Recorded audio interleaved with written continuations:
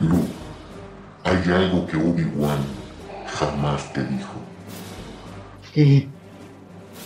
¿Vas a decirme que eres mi padre?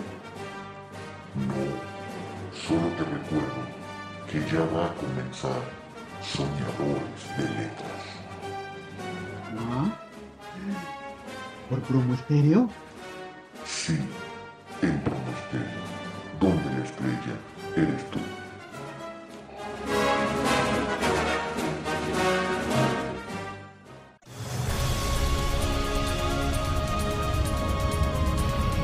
Soñadores de letras. Despertemos el talento literario que duerme en ti.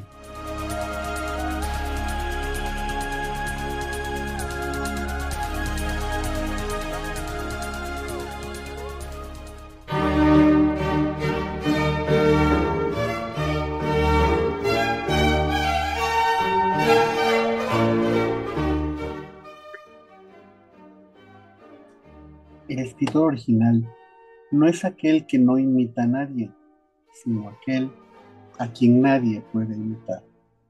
François-René de Chateaubriand. Muy buenas noches, estimados escuchas. Bienvenidos a su programa, Señores de Letras. Yo soy Héctor Javier Oñate, Soñador H. Estamos transmitiendo a través de la señal de Promo Estéreo, donde la estrella eres tú. Estamos ubicados en la calle Tehuantepec, número 35, en la colonia Roma, en la Ciudad de México.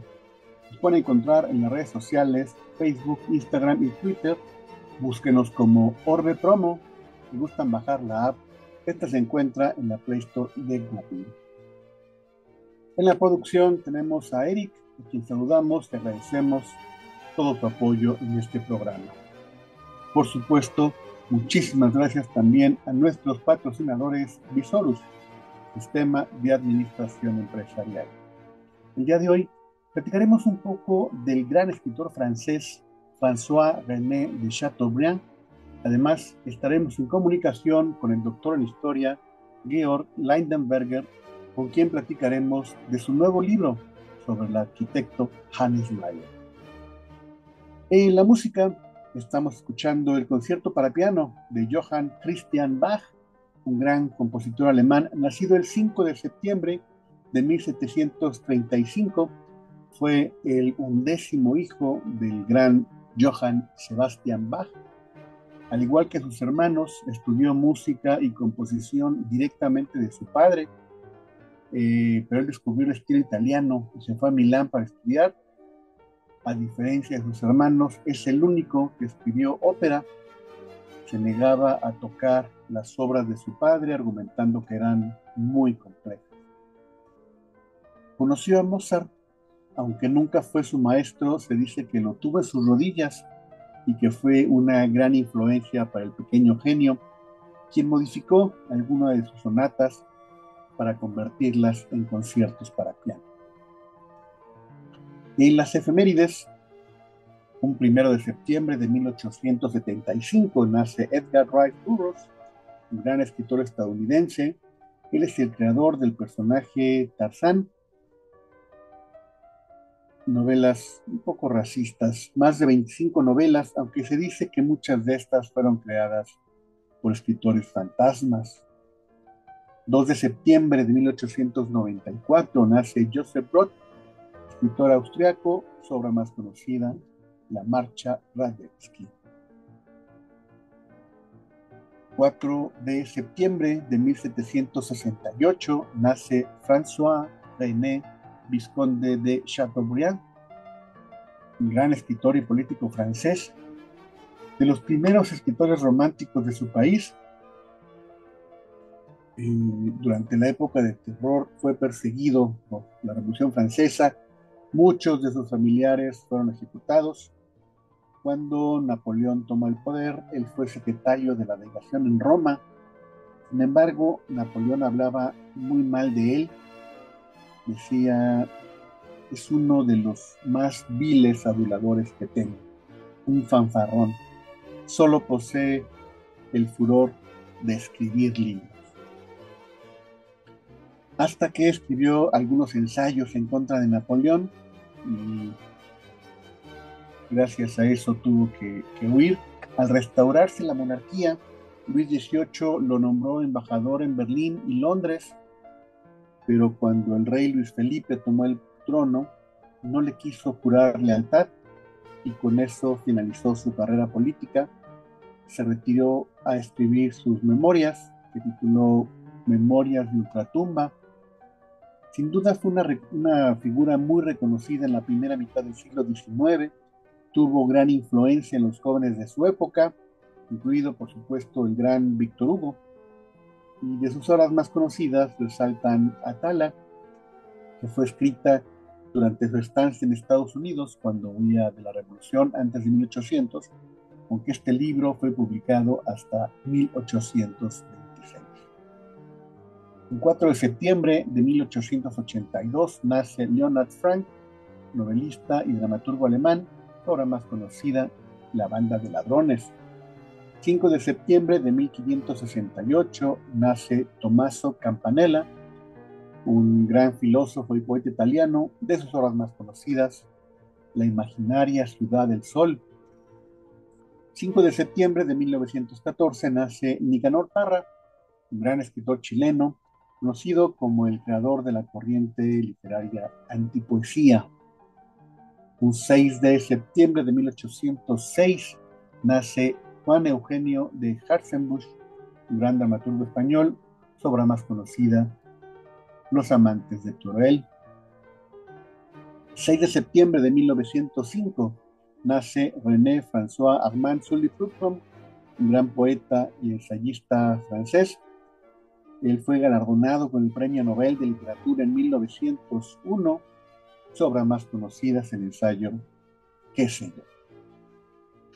Amigos, estamos en comunicación con el escritor Georg Leinberger. Sí, doctor, así se pronuncia tu apellido. Es George Leidenberger. Leidenberger. Muy bien, mucho gusto que estés en el programa, un honor que nos acompañes para platicar un poquito de tu libro. Cuéntanos un poquito quién eres, a qué te dedicas y el por qué escribir un libro. ¿Qué te anima a escribir un libro? Bueno, yo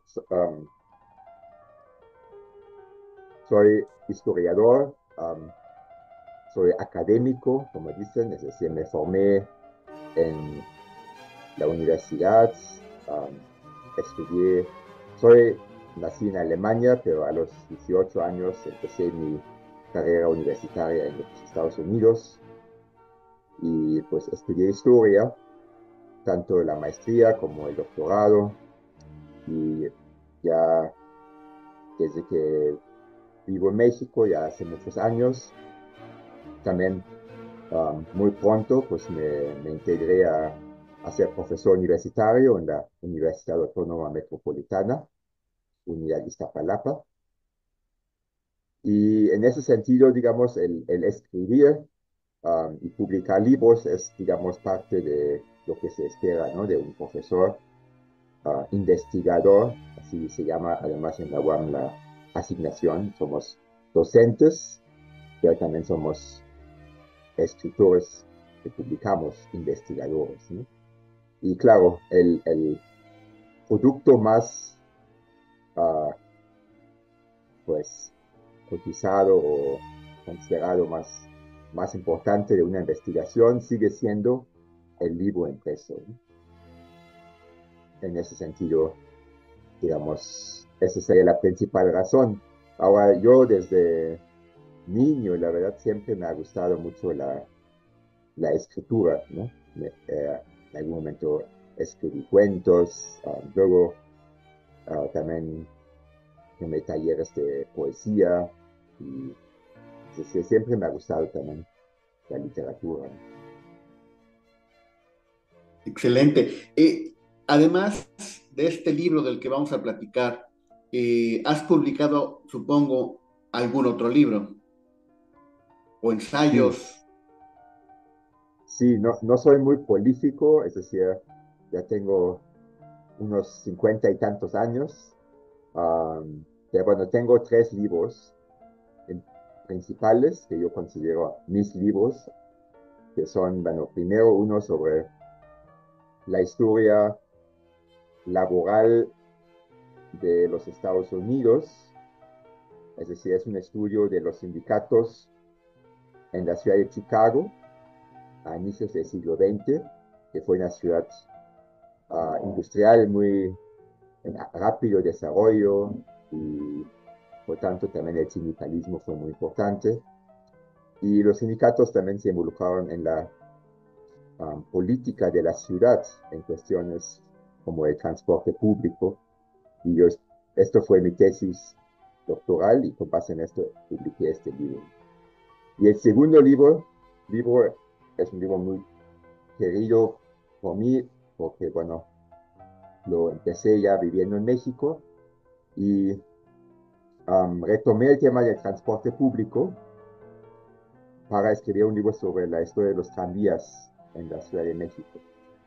Ah, Desde que empiezan a operar, todavía, bueno, al principio eran ferrocarriles, ¿no? Que cruzaban incluso la ciudad, pero muy pronto se hicieron los tranvías jaladas por mulas y luego los tranvías eléctricos, ¿no? Entonces fue una historia de muchas facetas que hablaba bueno, del transporte mismo, de cómo creció la ciudad, su desarrollo, los actores involucrados, los motoristas, conductores, la empresa, el gobierno, en fin, una historia de los tranvías desde mediados del siglo XIX hasta casi fines del siglo XX, ¿no? Pues eso fue mi segundo libro y bueno, y el tercero es el que nos ocupa hoy, ¿no? Que es el libro sobre el arquitecto Hannes Meyer. híjole, ya me quedaron ganas de leer ese segundo libro. Me remonté a mi infancia cuando íbamos a pasear con mi abuelita. Había tranvía en la calle de Revolución, en la calle de Coyoacán. En fin, Así es, me tocó viajar en tranvía. sí, A lo qué mejor bueno. estoy diciendo que estoy ya viejo, pero ni modo. Ni modo, ya lo podemos admitir. Sí, de hecho, en mi ciudad natal, en Colonia, siempre yo usaba los tranvías para ir a la escuela, para ir a cualquier lado. Y pues hasta la fecha ahí siguen circulando. Qué padre. No, y me hiciste viajar en el tiempo. Muchas gracias. Y bueno, pues pasemos a al libro que nos compete el día de hoy. Eh, pues cuéntanos cómo surge la idea de este arquitecto. Alguno pensará que el libro es de arquitectura, pero ya nos estás aclarando que es de historia. Pues mira, yo soy historiador, ¿no? Así como les decía, pues mi trabajo fue sobre historia social, luego historia urbana, ¿no? Y para mí la arquitectura, pues fue algo que aprendí a través de la docencia, porque cuando empecé a ser profesor en la UAM, um, me integré a una división de arquitectura y diseño y me tocó dar el curso básico para estudiantes de arquitectura, de diseño gráfico y diseño industrial. Y fue un curso, pues, un poco una introducción a la historia del arte, básicamente, ¿no? Y bueno, como parte de esto, también pues, tuve que aprender para dar las clases, ¿no? Tuve que aprender más sobre arquitectura. También sabía un poquito porque, bueno, resulta que mi abuelo paterno fue arquitecto y pues algo él me había contado o a través de mi papá, ¿no? Había estado expuesto, entonces también mi papá siempre me hablaba de estilos y algo de esto se pegó, ¿no? Pero muy poco. Y entonces, bueno, así empezó mi interés en la arquitectura y me topé, bueno, una escuela de arquitectura y sobre todo de diseño muy importante que se enseña a cualquier estudiante de diseño. Es la escuela de la Bauhaus. Fue una escuela que se fundó durante la República de Weimar en Alemania en la década de los 20, ¿no? Después de la Primera Guerra Mundial, cuando la sociedad estaba pues revuelta, bueno, fue un desastre la Primera Guerra Mundial, todos los muertos, en fin, destrucción. Por otro lado, en Alemania se derrocó al emperador, al famoso Kaiser, ¿no? Y se declaró la república, ¿no? Por primera vez en Alemania una república. En ese contexto surge la escuela de la Bauhaus, fundada por Walter Gropius, un arquitecto. Y bueno, la idea era hacer algo totalmente nuevo respecto al diseño, dejar de copiar los estilos del pasado y buscar un nuevo lenguaje de diseño, ¿no? Y ahí se invitaban tanto a artistas, o sea, pintores, escultores, y por otro lado, artesanos, ¿no? Que trabajaban en los talleres de carpintería, de los otros talleres, ¿no? Y bueno, entonces yo enseñaba sobre esta escuela y resulta que muchos años después ya había prácticamente terminado el libro de los tranvías que te comentaba. Me topé con un librito sobre los escritos de un arquitecto que se llama Hannes Meyer y publicado en México, en español, ¿no? Y eran una serie de publicaciones de él. Y ahí decía que Hannes Meyer había sido director de la Bauhaus. Y bueno, yo nunca había escuchado de Hannes Meyer, ¿no? La verdad. Además, Hannes Meyer es un nombre en alemán muy común. O sea, si tú buscas en Google Hannes Meyer, vas a encontrar Ok. miles y miles, ¿no? Es como Juan Pérez, ¿no? En México. No sé. Yo nunca había escuchado de él. Entonces me enteré que un arquitecto de la Bauhaus, que además había sido su director, además radicaba en México, vivió en México, ¿no?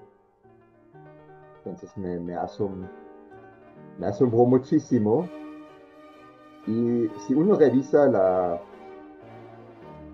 las publicaciones, lo que nosotros llamamos la historiografía sobre la Bauhaus, ¿no? Lo que se ha escrito, um, pues por mucho, en ese momento casi no se mencionaba a Hannes Meyer, ¿no?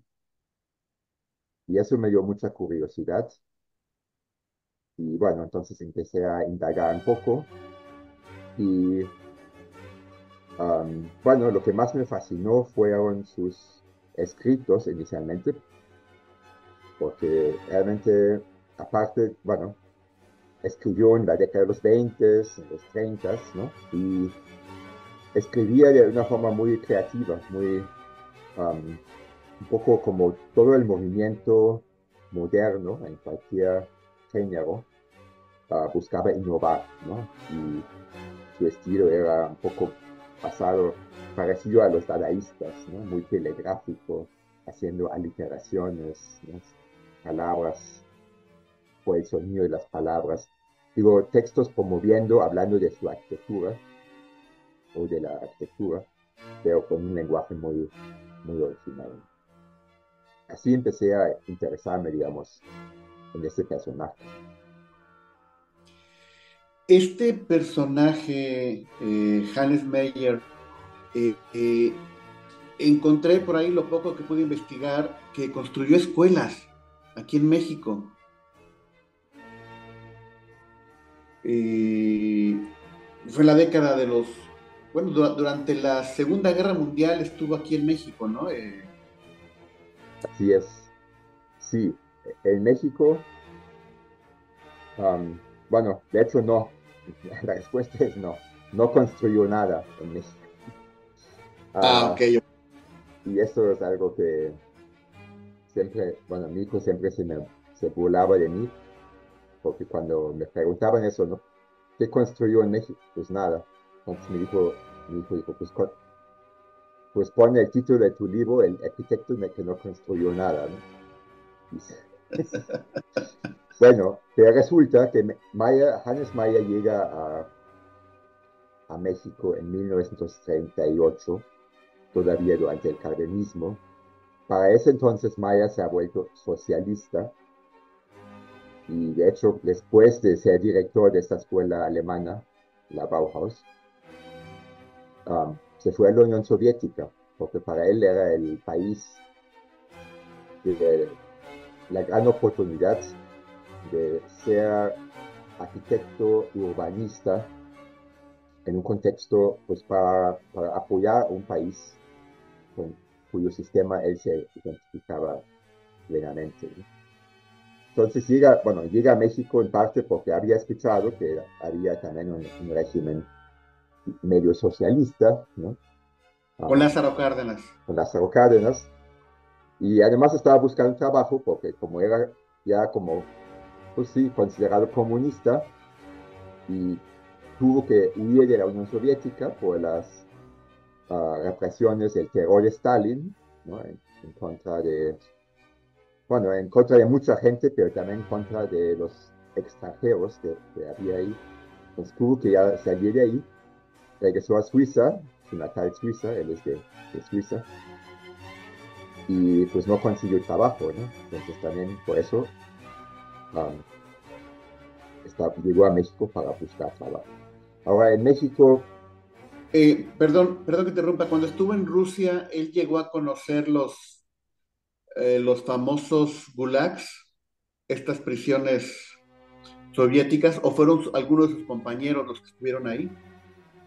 pues afortunadamente para él, él no los conoció, no tuvo que, no fue internado, pero sí muchos compañeros, amistades cercanas, acabaron ahí.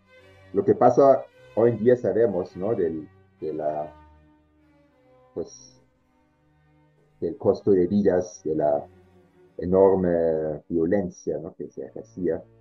Claro. Pero la gente como Maya mismo, en esta época, como era un socialista convencido y se identificaba con el país, ¿no? No quiso ver lo que estaba pasando, ¿no? Entonces, él salió bien con su esposa, pero pues nunca quiso admitir que tuvo que huirse, ¿no? Él no quiso ver todo lo que estaba pasando alrededor, ¿no?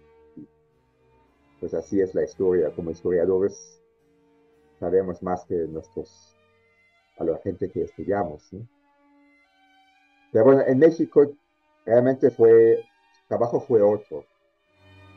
Fue, él fue un pionero, digamos, en muchos de los primeros proyectos estatales en los sectores educativos, efectivamente, ¿no? En las escuelas, en el sector de salud pública,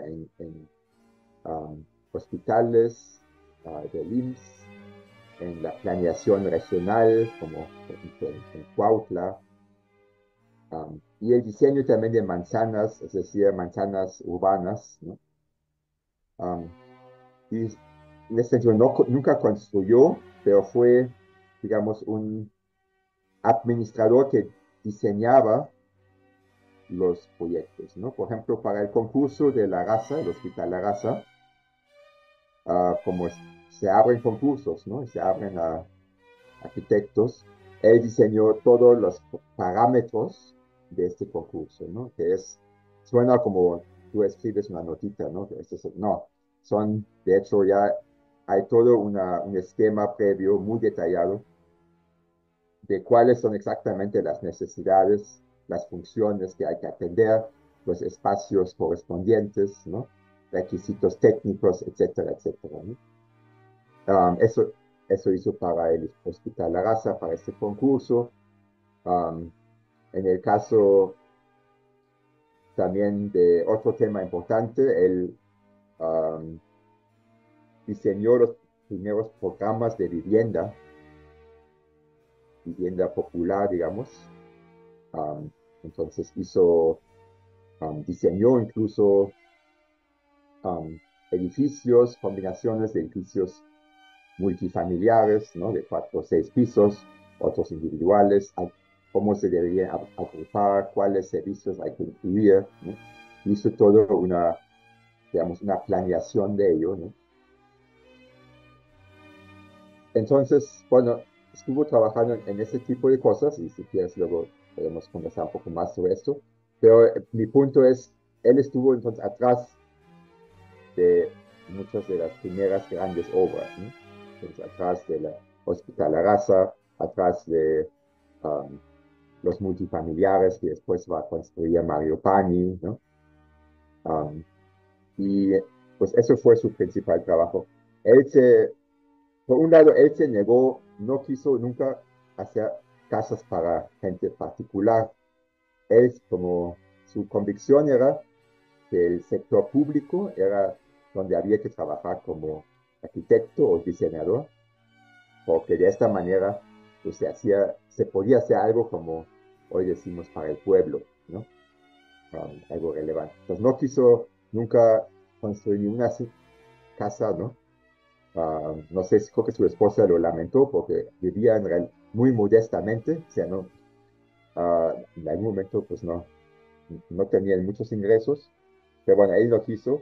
Ahora, por otro lado, el gremio de arquitectos en México, en esa época de los 30, 40, fue un gremio bastante nacionalista también.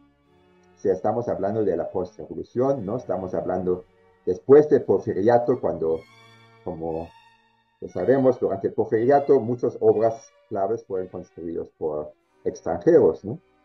Por ejemplo, el Palacio de Bellas Artes, ¿no? Um, es, bueno, ahorita se me fue el nombre, pero un arquitecto italiano, ¿no? Y muchos otros. Entonces, en la postrevolución, pues el impulso era no vamos a invitar extranjeros, ¿no? A construir pues, edificios importantes, ¿no? Entonces, en ese sentido, a Maya también le costó mucho, más bien nunca lo logró, um, digamos, y que lo incluyeran, ¿no? En ese gremio, y también eso, pues, le hizo difícil que construyera él mismo. Esa es así es en México, ¿no? La situación. Híjole, y me parece increíble que los mexicanos no conozcamos a un personaje así, que, que fue parte de la evolución del México. Y bueno, regresando a tu libro, sí, ya yo tengo claro que es de historia, aunque difícilmente podemos encuadrar un libro en un solo tema, pero las librerías sí lo hacen. Yo me di cuenta de esto muy, muy tarde, así que cuando entraba yo a una librería y en un estante veía libros de arquitectura, no, de entrada a mí que no me interesa ese tema, pues ya no veía eso y me perdía de tantas cosas. Claro. Este libro de historia podría estar en ese estante de arquitectura. Sí, Entonces, mira, bueno, mi primera reflexión es eh, eh, no cerrarme a la forma en que alguna librería o Amazon o cualquiera catalogue tu libro. Te comentaba y lo he comentado aquí de manera de broma que yo estuve al borde del suicidio cuando Amazon mi libro, que era de reflexiones, poemas, cuentos, lo catalogó como libro de autoayuda, ¿no? Entonces, pues, de entrada, Claro. muchísima gente, autoayuda, no, no me interesa. Pues mira, este libro es un libro de arquitectura, es un libro de historia y es una biografía.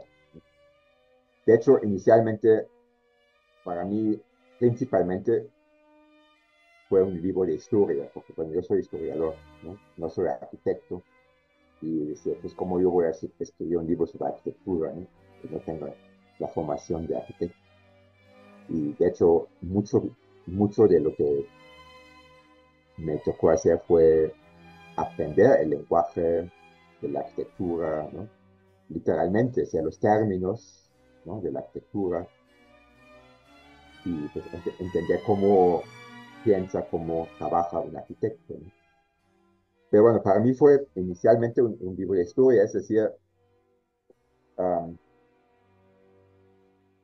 bueno, aparte de lo que ya comentaba, la forma en que escribía, me fascinaba, pues era su trayectoria, ¿no? De alguien que nació en Suiza a fines del siglo XIX, en 1889, en la ciudad de Basel, que se forma en Alemania, Inglaterra, Francia, y después, bueno, vuelve a estar en Suiza. De hecho ahí sí construye un conjunto de vivienda que hasta la fecha existe, está um, reconocido por la UNESCO, y después se va a la Unión Soviética, ¿no? Y después llega a México, y además lo hace durante, pues, la Primera Guerra Mundial, la Segunda Guerra Mundial, ¿no? Durante el auge de la República de Weimar, del nazismo en Alemania, ¿no? El cardenismo en México. Entonces fue para mí un personaje que a mí como historiador, dije, a través de este personaje pues, yo puedo contar la historia del siglo XX, ¿no? Realmente una pues, historia muy tumultuosa, ¿no? Muy fascinante, y además no tengo que escribir la historia de un país, ¿no? Historia de Estados Unidos o historia de México, sino realmente una historia mundial en ese sentido. Ahora, con el tiempo, efectivamente, como decía, pues dije, pues, si escribo sobre Hannes Meyer, tengo que también escribir sobre su obra. Tengo que analizar sus edificios, ¿no? Los que construyó en Suiza, los que construyó en Alemania. Um, en Alemania hay una um, central recreativa del sindicalismo alemán que se fuera de Berlín. Es también un edificio precioso que tuve chance de ver, y también es reconocido por la UNESCO hoy en día. Y bueno, y que yo tengo que entender, ¿no? Cómo diseña, cómo piensa.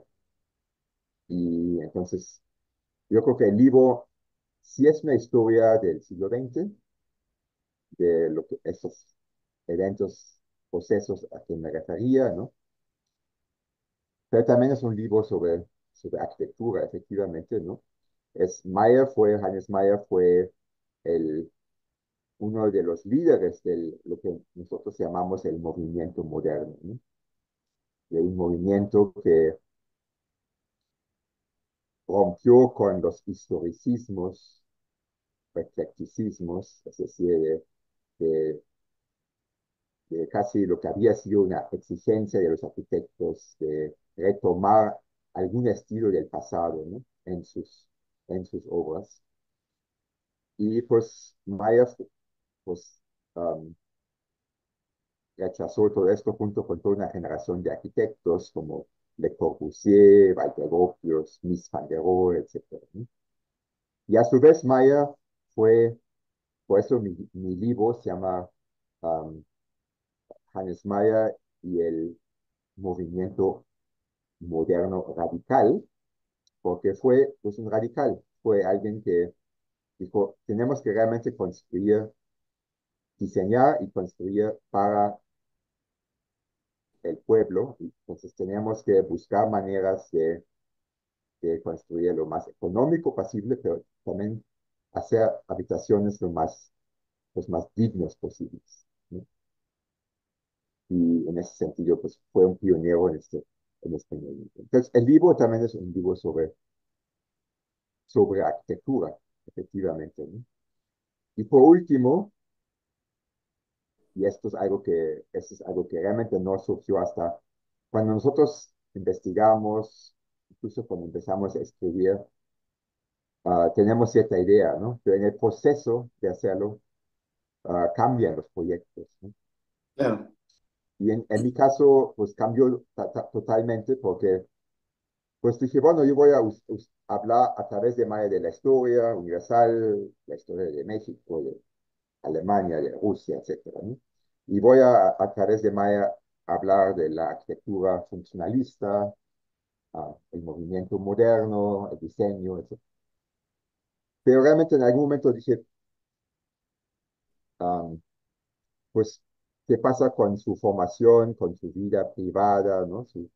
Y realmente el libro se volvió una biografía también, ¿no? Entonces, en el en pleno sentido de la palabra, es un estudio de la persona Hannes Meyer en todas sus facetas. Qué interesante homenaje le estás haciendo a Hannes Mayer. Y pues yo te agradezco que nos lo des a conocer, porque es un personaje pues totalmente desconocido. Y siempre he dicho que uno no sabe hasta dónde llega su trabajo. Y muchas veces he repetido esta frase de la película del Gladiador: lo que hacemos en vida tiene eco en la eternidad. Y pues gracias a ti, la obra de Hannes Mayer pues continúa con su camino hacia la eternidad.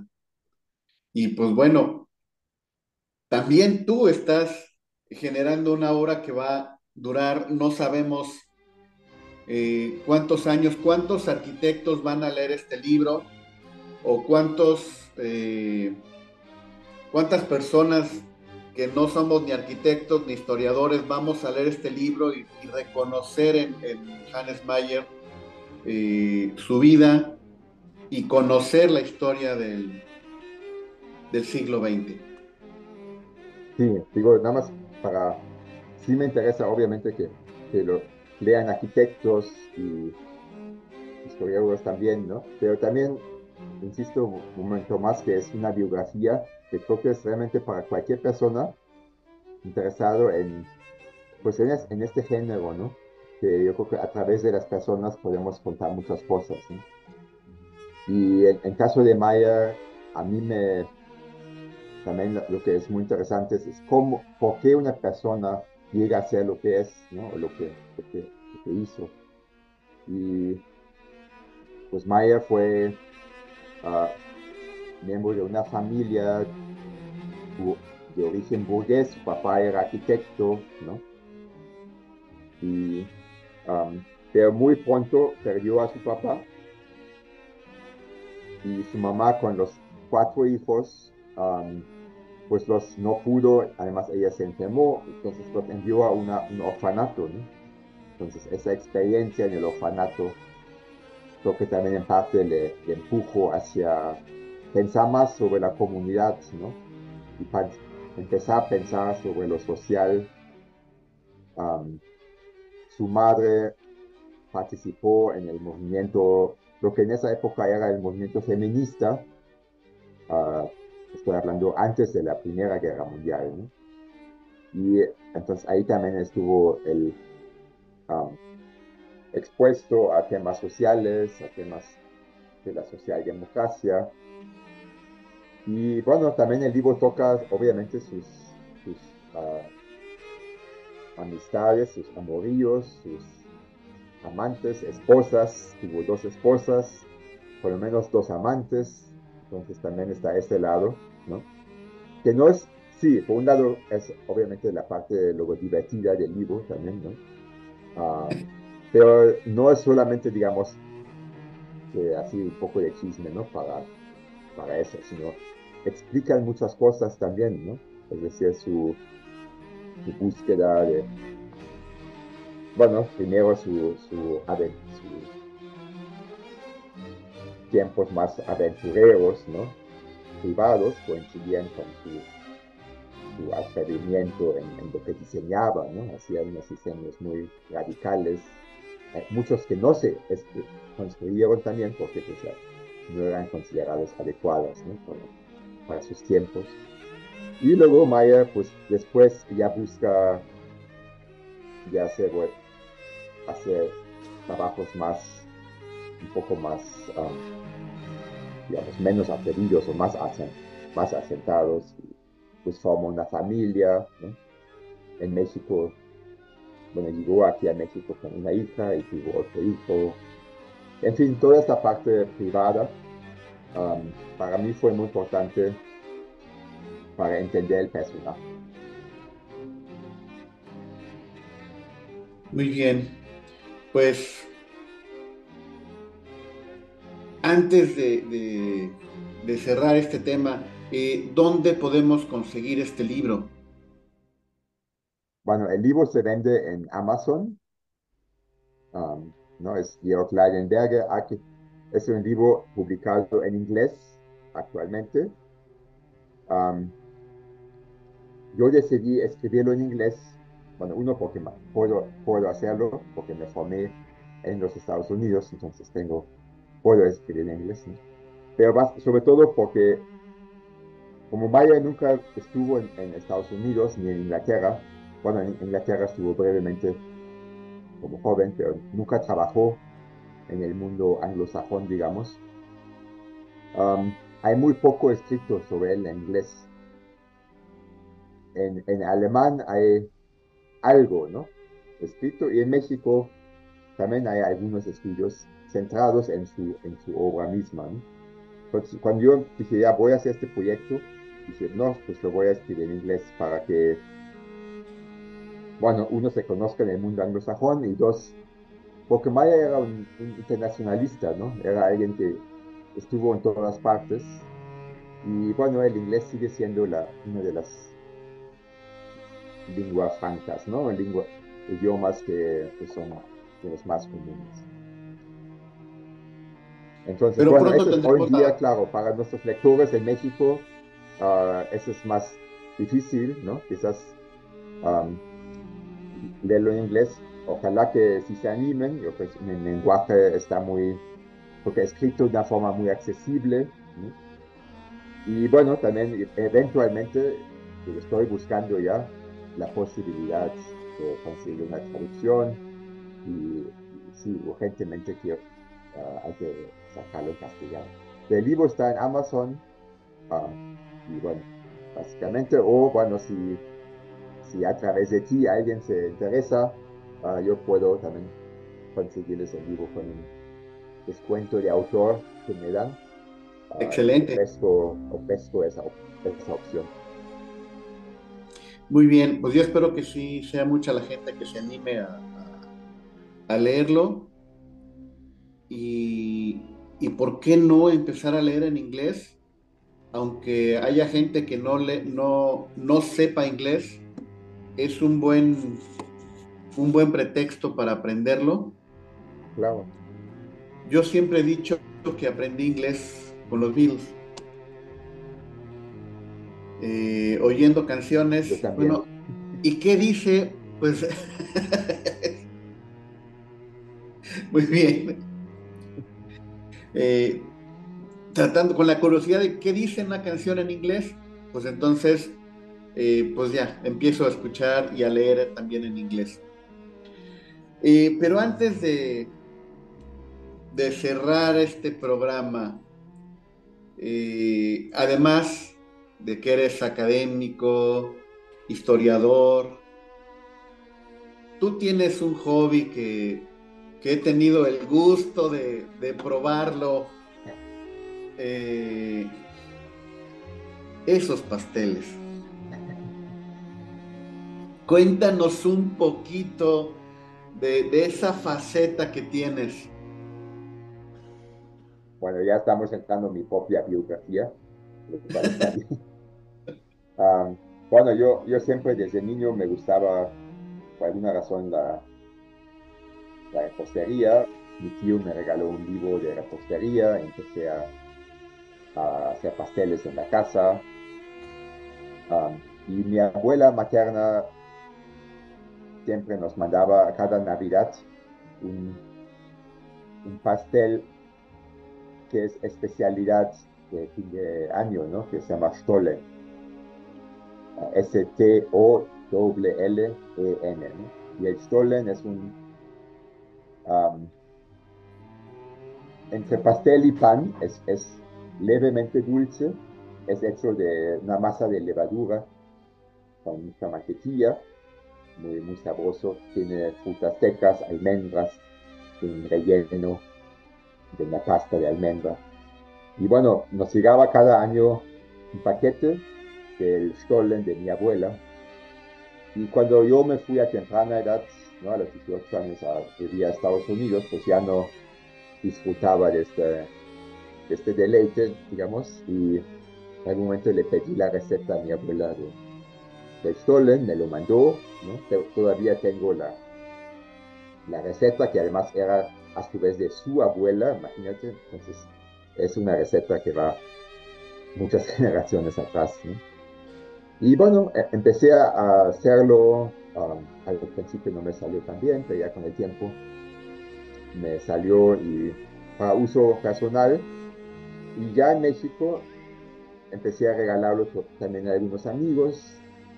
Y en algún momento, esto fue pues ya hace 10 años más o menos, um, pues no, ya son 16, perdón, 16 años, ya empezamos a comercializarlo.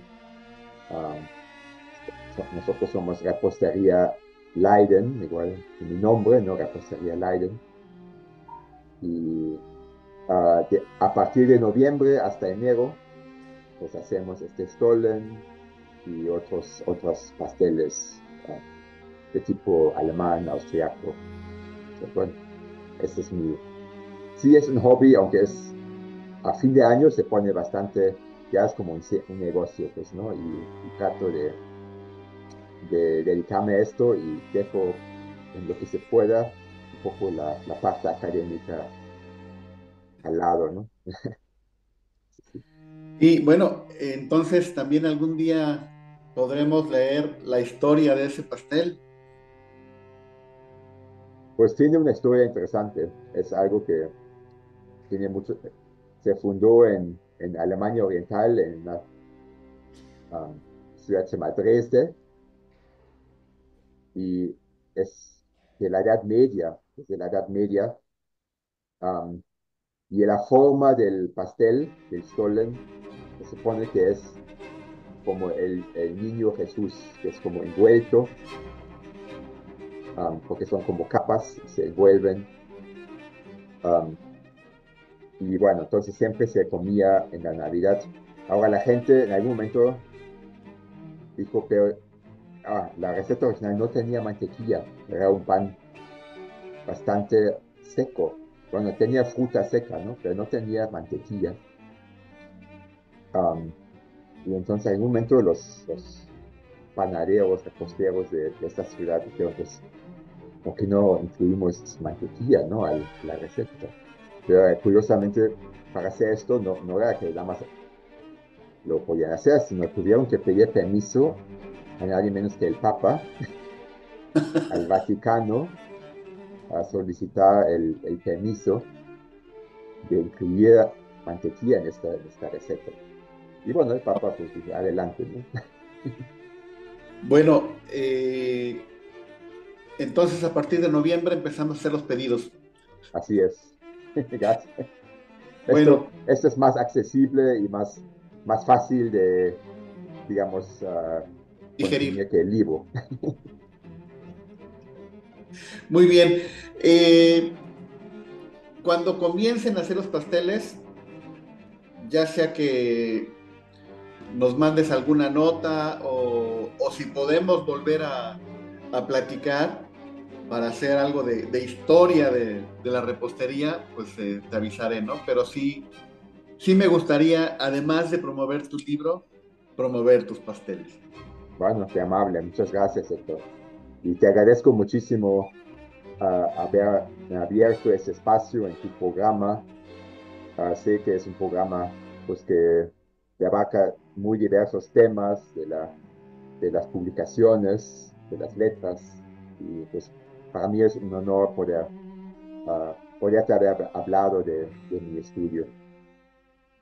No, definitivamente el honor es mío de nuestro programa y pues también gracias por sembrar esa inquietud de conocer a Hannes Meyer. Muchísimas gracias y muy buenas noches. De nada, hasta luego. Buenas noches. Gracias por escucharnos. Los esperamos la próxima semana. No se desconecten. A continuación, una emisión más de La Locura Night Show con La Lux. Para cerrar el programa, dejaremos canciones del grupo Queen.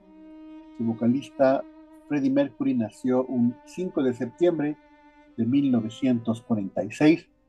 ¿Qué más se podría decir que no se haya dicho ya de esta gran leyenda? Espero disfruten estas canciones. Recuerden, amigos, que soñar es la mejor manera de motivarse para crecer y buscar un mundo mejor. Nunca repriman a su niño interno y dejen que descubra los libros. El mundo necesita lectores críticos. Por favor, enamórense de la literatura y sean soñadores del mundo.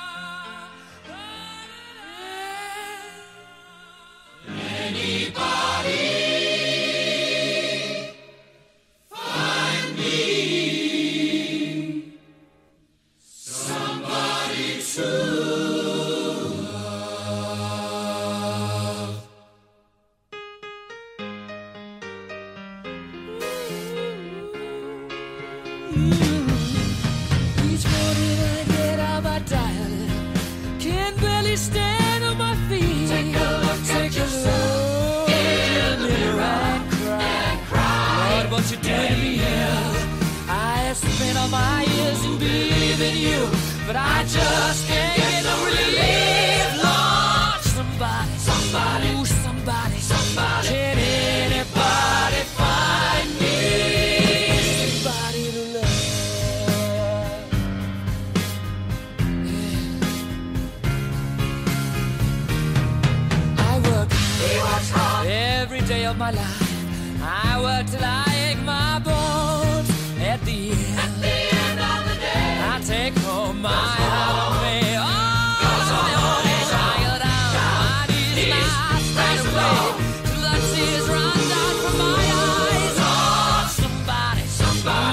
Somebody, can anybody find me somebody to love?